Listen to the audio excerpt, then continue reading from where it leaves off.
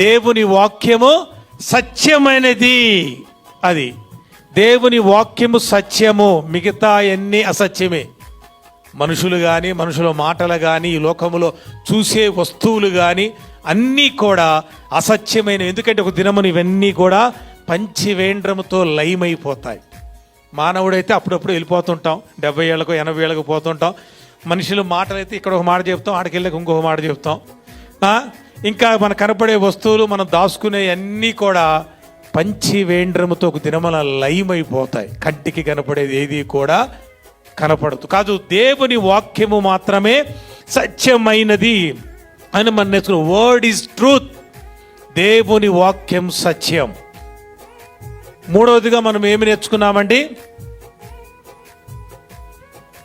Treasure, మన నిధి.